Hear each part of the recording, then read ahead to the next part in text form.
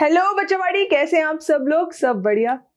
बच्चों, जैसे हम कहते हैं कि आजकल की जिंदगी में नेटवर्किंग बहुत जरूरी है, जान पहचान होना बनाना बहुत जरूरी है, सब एक दूसरे के काम आते हैं। ठीक है, ऐसे ही फिजिक्स में ये जो कॉन्सेप्ट है नेटवर्किंग का, ये बहुत इंपॉर्टेंट है।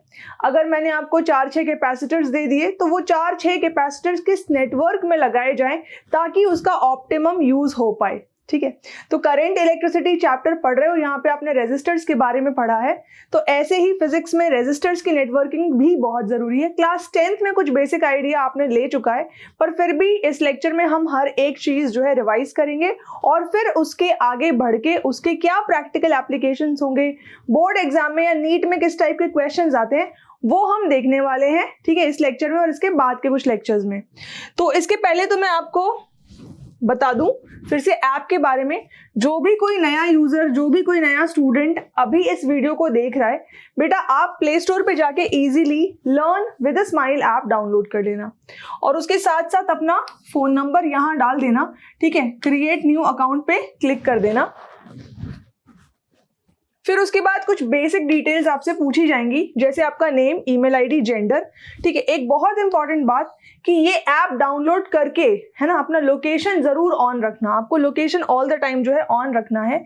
यहाँ पे अपना नंबर, मोबाइल नंबर डाल के आपको वेरीफाई करना है OTP के साथ, और OTP के साथ वेरीफाई करने के बाद आपको यहाँ पे कोर्सेज मिलेंगे। क्या क्या कोर्सेज अवेलेबल हैं ऐप पे? सबसे पहले तो जो कॉम्पिटिटिव एग्जाम्स है जैसे IIT, JEE, NEET, bank, SSC, है ना, इनके लेक्चर्स। उसके अलावा क्लास 11th एंड 12th, जैसे अभी आप टॉपर्स बैच के बच्चे हो इसीलिए वीडियो देख रहे हो, है ना, तो क्लास 11th 12th में टॉपर्स प्रारंभ साइंस के लिए, और ऐसे ही उदय शिखर कॉमर्स के लिए आपको बैचेस मिल जाएंगे। CUET भी अवेलेबल है।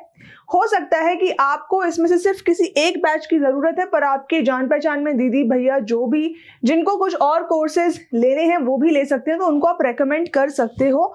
नेक्स्ट पे क्लिक करोगे आपको ये विंडो मिलेगा। अब इस विंडो में क्योंकि आप तो टॉपर्स बैच के बच्चे हो, तो ये सेलेक्ट करके, साइंस सेलेक्ट करके फिर नेक्स्ट पे क्लिक करना।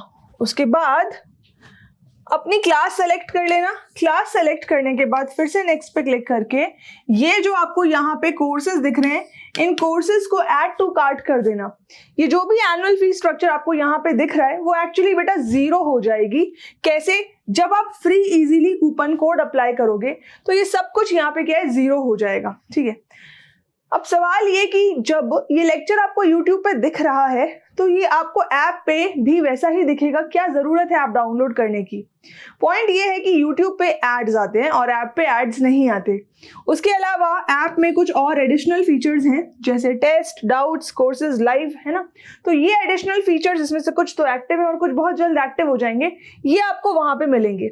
मतलब 24/7 जो एक्सपर्ट्स हैं वो आपके डाउट सॉल्व कर सकते हैं अगर आपने वहां पे डाउट पोस्टिंग करी है तो। इसके अलावा डाउनलोडेबल मटेरियल्स जैसे कि ये जो क्लास होगी इसके लेक्चर नोट्स आपको वहां पे अवेलेबल होंगे, और इसके अलावा होती है DPP, डेली प्रैक्टिस प्रॉब्लम्स। और ये सिर्फ ऐप पे ही नहीं, इनमें से कुछ ऐसे एलिमेंट्स है जो आपको टेलीग्राम चैनल पे भी देखने को मिल जाएंगे। टेलीग्राम चैनल का नाम है साइंस इजीली। कॉमर्स के बच्चों के लिए commerce easily, end of course easily में Z है। ठीक है, तो ये सारी बातें बहुत इंपॉर्टेंट थी आपको बताना। अब हम शुरू करते हैं पढ़ाई अपने प्यारे सब्जेक्ट फिजिक्स की। ठीक है, और आज के लेक्चर में मैंने आपको एक ब्रीफ आइडिया दे दिया है। हम बात करेंगे नेटवर्क की, पर किस नेटवर्क की? रेजिस्टर के नेटवर्क की, जिसको आप सिंपली कह सकते हो कॉम्बिनेशन ऑफ रेजिस्टर्स। अब कुछ दो सिंपल जो नेटवर्क्स होते हैं वो आपको पता है क्या, सीरीज और पैरेलल। तो इसके बारे में एक क्विक रिवीजन कर लेते हैं मेरे हिसाब से, क्योंकि कैपेसिटर चैप्टर में भी हमने सीरीज और पैरेलल कॉम्बिनेशन ऑफ कैपेसिटर्स पढ़ा था। जो कैपेसिटर्स का कॉम्बिनेशन है और जो रेजिस्टर्स का कॉम्बिनेशन लगभग सेम है, बस थोड़ा सा उलट पुलट है। कैपेसिटर्स में जब आप कैपेसिटर्स को सीरीज में कनेक्ट करते हैं तो जो आपको रिजल्ट्स मिलते हैं, कुछ वैसे रिजल्ट्स आपको तब मिलते हैं जब यहाँ पे आप रेजिस्टर्स को पैरेलल में कनेक्ट करो, है ना, तो ये वाइसा वर्सा हो जाता है, क्रॉस मल्टीप्लाई टाइप का कुछ हो जाता है, ऐसे समझ लीजिए। फिलहाल तो यहाँ पे देख लेते हैं कि 3 रेजिस्टर्स जो है सीरीज में कंबाइंड है, R1, R2 और R3। एक बैटरी के साथ कनेक्टेड है, V वोल्ट की बैटरी के साथ कनेक्टेड है। बेसिक सी बात है कि ये जो रेजिस्टर्स हैं इनकी रेजिस्टेंस अलग अलग है। एक कोई बल्ब हो सकता है, कोई हीटर हो सकता है, कोई कुछ फ्यूज हो सकता है ना, ऐसे अलग अलग डिवाइसेस हैं। तो ये अपनी क्योंकि अलग अलग डिवाइसेस हैं तो इनके अक्रॉस जो पोटेंशियल डिफरेंस सेटअप होगा है ना वो अलग अलग होगा, तीनों अलग अलग पावर कंज्यूम करेंगे। तो यहाँ पे V1 पोटेंशियल डिफरेंस सेटअप है, यहाँ पे V2 है और यहाँ पे क्या है V3 पोटेंशियल डिफरेंस सेटअप है। अब हमको पता है कि ये जो total sum of potential difference V1 V2 V3 होना चाहिए वो तो V के बराबर होना चाहिए। तो हम लिख सकते हैं V यानी कि ये potential difference is equal to circuit में जो करंट है I टाइम्स टोटल जो भी सर्किट का रेजिस्टेंस है जिसको आप R इक्विवेलेंट लिख रहे हो। ठीक है, अच्छा V1 क्या होगा, देखो I तो सेम ही रहेगी भैया, सेम पाथ पे करंट फ्लो कर रहा है। तो यहाँ पे V1 क्या हो जाएगा I इंटू R1, V2 हो जाएगा I इंटू R2, V3 हो जाएगा I इंटू R3 और V1 V2 V3 का सम V के बराबर होना चाहिए। तो ये इक्वेशन देख लो, V बराबर V1 plus V2 plus V3। अब यहाँ पे V की वैल्यू पुट करो, I इंटू सर्किट का रेजिस्टेंस R इक्विवेलेंट, V1 की वैल्यू पुट करो I इंटू R1, V2 की वैल्यू पुट करो I इंटू R2 और V3 की वैल्यू पुट करो I इंटू R3। बस I को कॉमन लेके कैंसिल करते हो तो आपको ये पता है कि सीरीज में जो आपको टोटल रेजिस्टेंस मिल जाता है RS is equals to R1 plus R2 plus R3। Common sense कहती है कि अगर इसमें R4 होता तो प्लस R4, R5 भी होता तो प्लस R5 और ऐसे करके अगर n रेजिस्टर्स होते तो हम चलते चलते चलते कहाँ पहुंचते Rn तक, या सिंपली मैथमेटिकल एक्सप्रेशन में इसको आप Ri लिख सकते हो, समेशन Ri। I की वैल्यू क्या बेटा, I की वैल्यू फर्स्ट रेजिस्टर से n रेजिस्टर्स तक। ठीक है, ओके। तो हमने पढ़ा था equivalent resistor of n resistors connected in series will be R1 R2 R3 algebraic sum of all the resistances, algebraic sum of all the resistances। अब यहाँ जो हमने पढ़ाई करी है, यहाँ जो हमने मैथ्स और फिजिक्स दोनों पढ़ी है, इसके बेसिस पे हम कुछ कंक्लूडिंग पॉइंट्स बना सकते हैं। देख लो कंक्लूडिंग पॉइंट्स। सबसे पहले तो हमने क्या देखा, इन सीरीज जब सीरीज कॉम्बिनेशन की बात करेंगे तो current through each resistance is not sum, it's same. ठीक है, current through each resistance is same. The potential drop in the circuit और you can say total potential drop किसके बराबर है, sum of potential drops across the individual resistances.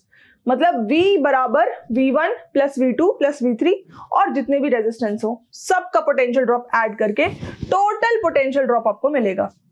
Equivalent resistance था सम of individual resistances, है ना। Equivalent resistance is larger than the largest individual resistance. अब यार ये सारे पॉइंट्स अगर हमने पढ़ लिए तो ये सीरियसली कॉमन सेंस वाला पॉइंट बन जाता है। अगर मैंने बोला कि यहाँ टोटल रेजिस्टेंस फाइंड आउट करो तो आप 2 + 4 + 6 करोगे, मतलब 6 + 6 12 ohms। तो यहाँ पे जो टोटल रेजिस्टेंस आएगा वो 12 ohms का आएगा। मतलब क्या है, मतलब ये कि ऑफ कोर्स क्योंकि ये तीनों को सम करके आ रहा है तो 12 ऑफ कोर्स 2 से बड़ा होगा, 4 से बड़ा होगा और 6 से बड़ा होगा। तो जो भी आपका टोटल रेजिस्टेंस आ रहा है वो इंडिविजुअल रेजिस्टेंस से हमेशा बड़ा ही होना चाहिए, हमेशा बड़ा ही होना चाहिए। ठीक है, क्वेश्चन पूछती हूँ जरा मैं आपसे। मान लो कि आपके पास ये रेजिस्टेंसेस हैं 0.5 ohms, 1 ohm एंड 2 ohm। ठीक है, किस तरीके से इनको कनेक्ट किया गया हो सकता है ताकि मान लो कि टोटल रेजिस्टेंस जो है वो 1.5 ohm हो। कैसे कनेक्ट किया जाए कि 1.5 ohm हो टोटल रेजिस्टेंस, सवाल है। अब आपको ऑप्शन दे दिए सीरीज, पैरेलल, फलाना फलाना फलाना। आपको एक चीज पक्की पता है क्या, कि सीरीज तो नहीं हो सकता क्योंकि इसका सबसे बड़ा होना जरूरी है, पर यहाँ पे सबसे बड़ा तो 2 है ना, जबकि इसको इन सबसे बड़ा होना बहुत बहुत बहुत जरूरी है। तो सीरीज नहीं हो सकता, ये हमने जान लिया इस कंक्लूडिंग पॉइंट से। अब इसके अलावा बेटा स्पेशल केस की बात कर लेते हैं।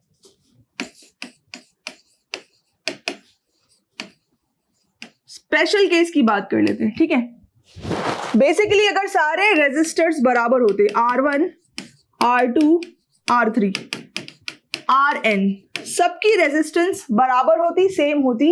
मान लो सबकी रेजिस्टेंस कितनी होती R होती, इन दैट केस आप जो टोटल सीरीज रेजिस्टेंस है वो क्या लिख सकते हो, R plus R plus R plus कब तक, n times, in short n times R।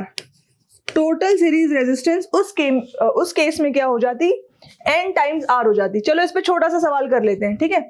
पूछा गया होता कि किसी कॉम्बिनेशन में कितने रेजिस्टर्स लगाए जाएं, किसी कॉम्बिनेशन में कितने रेजिस्टर्स लगाए जाएं, ठीक है, ताकि टोटल रेजिस्टेंस हमें मिले मान लो 175 ओम्स।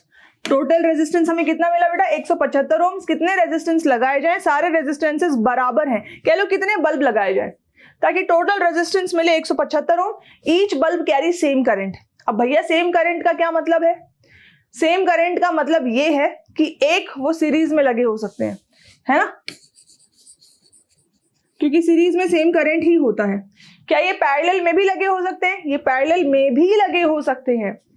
क्यों, क्योंकि जब रेजिस्टेंस बराबर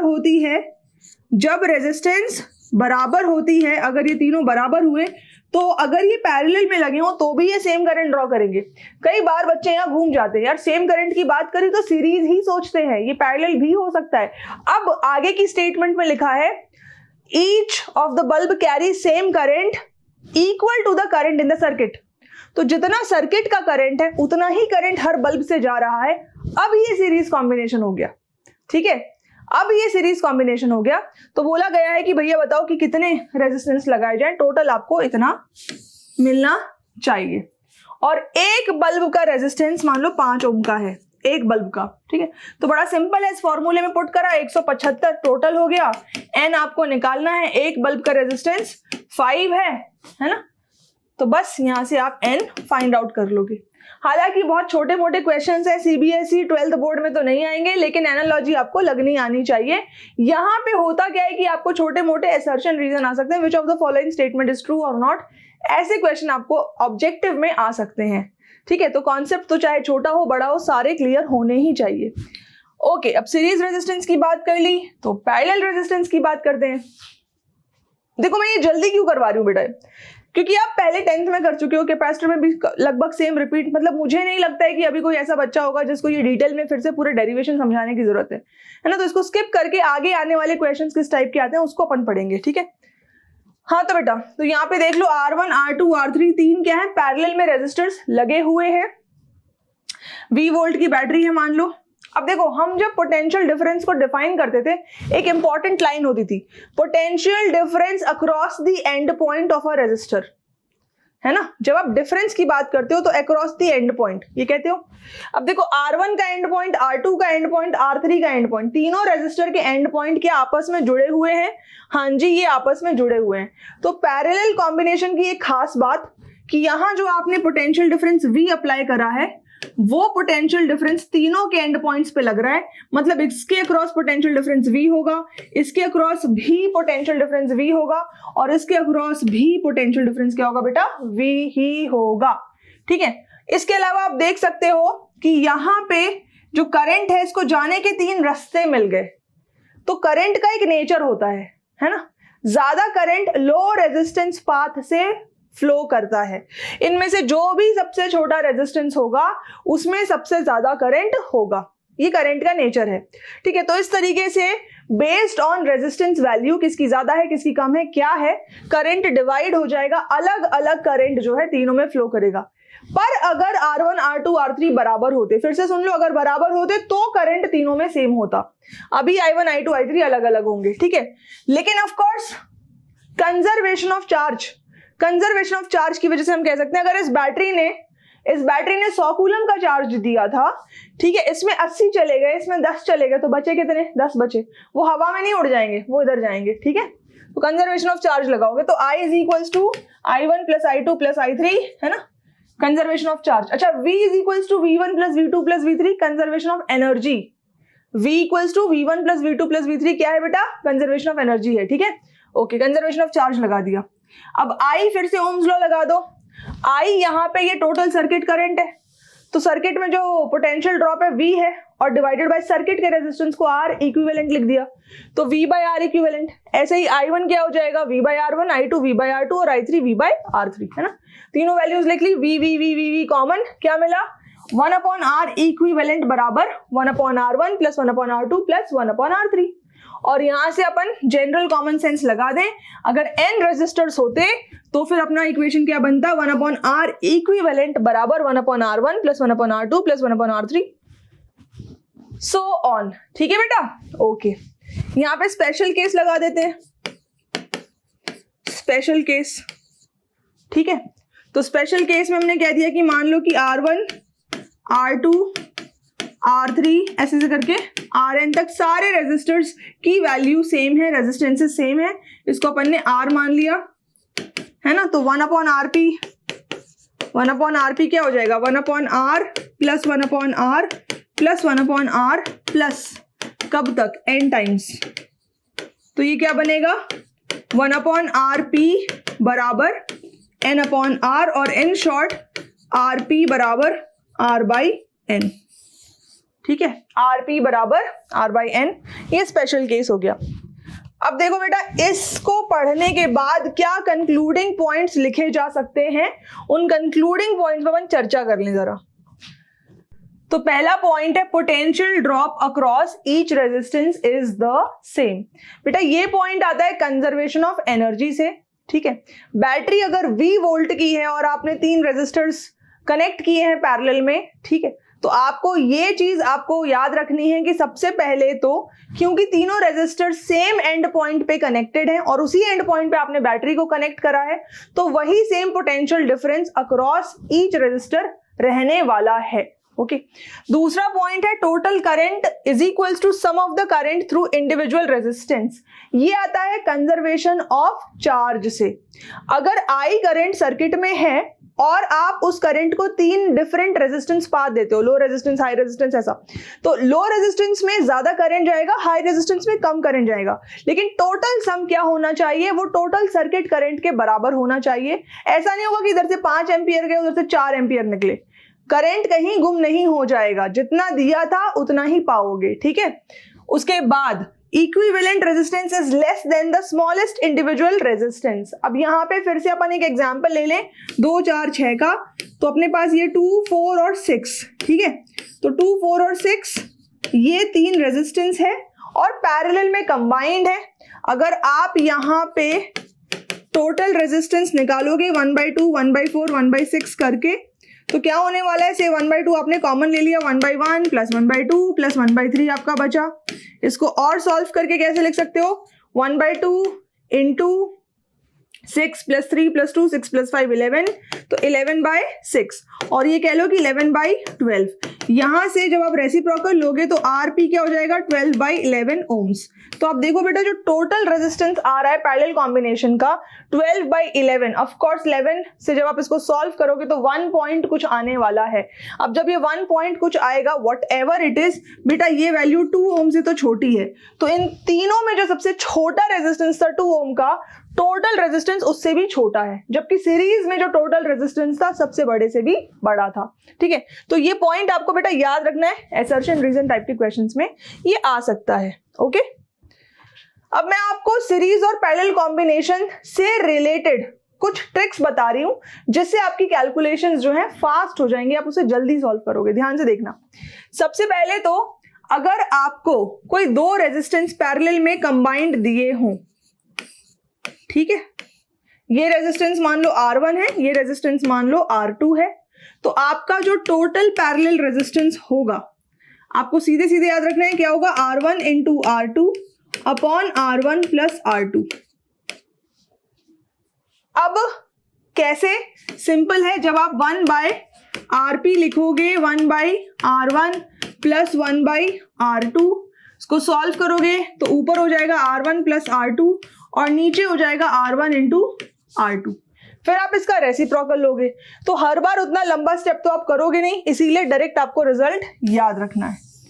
यहीं से अगर आप यही चीज 3 रेजिस्टर्स के लिए सॉल्व कर रहे होते, तो मान लो इस बार A B C मान लेते हैं, ताकि आपका फॉर्मूला डेरिवेशन इजी हो जाएगा। तो 3 रेजिस्टर्स ए बी सी आपको पैरेलल में कंबाइंड दिए होते। अब यहाँ पे टोटल रेजिस्टेंस उस केस में क्या होता, R of A B C क्या होता, ठीक है। जैसे यहाँ पे R1 R2 दोनों रेजिस्टेंस का प्रोडक्ट आपको मिला है, ऊपर आपको मिलेगा जैसे यहाँ पे R1 इंटू R2 मिला है, यहाँ पे आपको मिलेगा ए बी सी तीनों का प्रोडक्ट, यहाँ पे दोनों का मिला है, यहाँ पे तीनों का प्रोडक्ट, ठीक है। कैसे करोगे बेटा, देख लो एक बार इसको, 1/a plus 1/b plus 1/c, है ना। एलसीएम लोगे तो नीचे क्या आ जाएगा, ए बी सी, यहाँ पे B C A C A B, फिर आप इसका रेसिप्रोकल कर दोगे, है ना, फिर आप इसका रेसिप्रोकल कर दोगे। तो आप ये याद रखो कि हमेशा न्यूमरेटर में क्या होता है, आपको रेजिस्टेंसेस के प्रोडक्ट मिल रहे हैं, है ना, और नीचे क्या मिल जाएगा, A B plus B C plus A C. तो इसको एज अ ट्रिक बेटा आप याद रख सकते हो। इसके अलावा अगर आपके पास 2 रेजिस्टेंसेस हैं सच दैट एक रेजिस्टेंस दूसरे के कुछ गुना है, मतलब कि अगर ये R है और ये N टाइम्स R है। अब इसका एग्जाम्पल भी ले लेते हैं साथ साथ में। मान लो कि ये 24 है और ये 6 है ना। तो अगर आप देखो तो 6 इंटू 4 करके बेटा 24 आता है, करेक्ट। तो ये R है और ये N टाइम्स R है ना। ये 4 टाइम्स 6 24 आपको मिलेगा। उस केस में जो रेजिस्टेंस होगा RP, जो सबसे बड़ी वैल्यू है मतलब NR, इसको आपको ऊपर रखना है, ठीक है। और कितने गुना, तो N गुना, N प्लस 1 नीचे रखना है, ठीक है। तो अगर इसका रेजिस्टेंस आप कैलकुलेट करोगे, सबसे बड़ी वैल्यू ऊपर 24, कितने गुना, 4 गुना, 4 प्लस 1, तो ये वैल्यू यहां पे आ जाएगी RP is equal to 24/5 ohms. ये डायरेक्ट वैल्यू आप यहाँ पे सॉल्व करके निकाल सकते हो। तो ये कुछ छोटी बेसिक ट्रिक्स है for the combination of 2 resistors in parallel, for the combination of 3 resistors in parallel, ठीक है। और फॉर अगर ऐसा कोई एक गुना में आपका आ रहा है तो। इसके अलावा बच्चे कुछ कंसेप्चुअल क्वेश्चंस भी आते हैं जो आपको याद रखने हैं। किस टाइप के कंसेप्चुअल क्वेश्चंस, जैसे यहाँ देखो, 2 students perform experiments on the series and parallel combination. बोला है कि 2 बच्चों ने सीरीज एंड पैरेलल कॉम्बिनेशन में एक्सपेरिमेंट परफॉर्म करा of 2 given resistances R1 and R2। तो R1 R2 2 गिवन रेजिस्टेंसेस है, 2 बच्चों ने एक्सपेरिमेंट किया। इन प्लॉट VI ग्राफ दिख रहा है आपको, दोनों बच्चों के जो VI ग्राफ है यहाँ पे दिख रहे हैं। फाइंड विच ग्राफ इज और आर करेक्ट, क्या दोनों करेक्ट है, कौन सा ग्राफ इसमें करेक्ट है वो आपको समझाना है। अब देखो बेटा, यहां पे आपको बहुत क्लियरली दिख रहा है कि ये जो सीरीज का स्लोप है ये बड़ा है और यहाँ पे पैरेलल का स्लोप छोटा है। उसके उलट यहाँ पे पैरेलल का स्लोप बड़ा है और सीरीज का जो स्लोप है वो छोटा है, ठीक है। इसका मतलब क्या है, 2 रेजिस्टेंस थे, दोनों को हमने एक बार सीरीज में और एक बार पैरेलल में कंबाइन किया। यहाँ पे VI ग्राफ से जो स्लोप मिलता है, स्लोप बताता क्या है, VI ग्राफ से जो आपको स्लोप मिलेगा वो टोटल रेजिस्टेंस बताएगा, ये याद रखना, ठीक है। क्या बताएगा, total resistance. V/I is equals to R equivalent. कौन सा स्लोप बड़ा है, सीरीज बड़ा है, तो सीरीज में टोटल रेजिस्टेंस यहाँ पे बड़ा है, ठीक है, और यहाँ पे पैरेलल का टोटल रेजिस्टेंस छोटा है। ये तो हमने अभी पढ़ा ही है कि सीरीज में जो टोटल रेजिस्टेंस होता है वो सबसे बड़े रेजिस्टेंस से भी बड़ा होता है। तो ऑफ कोर्स ये ग्राफ सही है क्योंकि सीरीज में टोटल रेजिस्टेंस यहाँ पे बड़ा है और यहाँ पे पैरेलल में बड़ा है, तो ये हो नहीं सकता, इम्पॉसिबल है फॉर द 2 गिवन रेजिस्टर्स की पैरेलल में टोटल रेजिस्टेंस बढ़ जाए, हो नहीं सकता, तो ये गलत है। So this student A student 1 has performed the experiment correctly. Okay, तो ये तो बेसिक बातें थी, आपने कॉम्बिनेशन ऑफ रेजिस्टेंसेस पहले पढ़े हुए हैं, छोटे मोटे ट्रिक्स मैंने आपको साथ में और बता दिए। इसके अलावा 1-2 प्रॉब्लम्स जो इस पे आती हैं जो आपको याद होनी चाहिए कि भैया ये आ गई तो फिर कैसे करें, क्या करें, वो देख लीजिए। एक मेथड होती है जिसको हम कहते हैं पॉइंट पोटेंशियल मेथड। क्या बोलते हैं बेटा, पॉइंट पोटेंशियल मेथड, है ना। इक्वी पोटेंशियल मेथड भी कई लोग कह देते हैं इसको, पॉइंट पोटेंशियल मेथड, या फिर कई लोग इसको इक्वी पोटेंशियल मेथड कह देते हैं। क्या मतलब है इसका, एक क्वेश्चन से मैं आपको समझा देती हूं।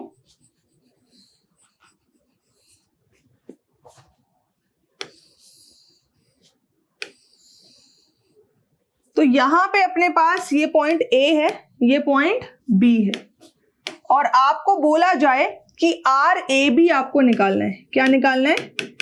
आर ए बी, ये आपको फाइंड आउट करना है। ठीक है, ये मान लो आर है, ये भी आर है और ये भी आर है। तो आपको सिर्फ इतना याद रखना है, कैपेसिटर्स चैप्टर में भी मैंने आपको ये जो है समझाया था कि ये जो पॉइंट है ए, ये तब तक हर जगह ए रहेगा जब तक रास्ते में कोई दूसरा रेजिस्टेंस ना मिल जाए। ठीक है, तो ये पॉइंट क्या है? क्या रेजिस्टेंस मिला रास्ते में? नहीं मिला, तो ये ए है। ये पॉइंट क्या है? ए है। अब रेजिस्टेंस मिल गया, अब ए नहीं है। ओके, अब यहां से अपन आगे बढ़े, यहां पे हमें कोई रेजिस्टेंस नहीं दिख रहा, ए होगा, ए होगा, ये पॉइंट भी क्या होगा? ए, क्योंकि इस रास्ते में यहां पे कोई रेजिस्टेंस नहीं है। सेम कॉन्सेप्ट बी पे लगा दीजिए, ये पॉइंट बी होगा। ठीक है, यहां से कोई रेजिस्टेंस नहीं दिख रहा, तो ये पॉइंट क्या होना चाहिए? ये भी बी होना चाहिए। अब मुझे बताओ, आपको अगर टोटल रेजिस्टेंस निकालना है कॉम्बिनेशन का, तो आपको आर के अक्रॉस पॉइंट्स देखने हैं। इस आर के अक्रॉस पॉइंट्स है ए एंड बी, इस आर के अक्रॉस पॉइंट्स है ए एंड बी, इसके भी across A and B. 3 resistors के अक्रॉस 2 ही पॉइंट्स हैं। तो मैं अगर आपको बोलूं बेटा ये पॉइंट ए है, ये पॉइंट बी है, अब इसके अक्रॉस आप 3 रेजिस्टेंस बना के बताओ, और तीनों के एंड पॉइंट ए भी होने चाहिए। अगर आप इसको इस तरीके से बनाते हो तो फिर तीनों के एंड पॉइंट तो ए बी नहीं होंगे। इनमें से अगर कोई भी एक सीरीज में होता तो तीनों के एंड पॉइंट ए बी नहीं होते। एक ही तरीका है कि तीनों के एंड पॉइंट ए बी हो, कि ये तीनों क्या हो बेटा? पैरेलल में कंबाइंड हो। 1 2 3, ये तीनों जब तक पैरेलल में कंबाइंड नहीं होंगे तब तक तीनों के एंड पॉइंट ए बी नहीं होंगे। मतलब आर आर आर ये तीनों पैरेलल में कंबाइंड है, तो यहाँ पे जो आर इक्विवेलेंट आपको मिलेगा वो ऑफ कोर्स आर बाई 3 मिलेगा। आर बाई एन का फॉर्मूला, तो आर बाई 3 मिलेगा। ठीक है, तो पॉइंट पोटेंशियल मेथड अगर आपको समझ में आ गई हो बच्चे, तो इस पे कई बार ऐसे क्वेश्चंस भी आते हैं, ध्यान से देखना। एक ये सर्कुलर लूप मान लेते हैं, ये ए मान लो और ये बी मान लो बच्चे। ठीक है, ओके, सिंपल क्वेश्चन रखते हैं। तो ये आपको दे दिया गया। अब बताओ कि यहां पे नेट रेजिस्टेंस क्या है अगर ये भी आर है और ये भी आर है तो।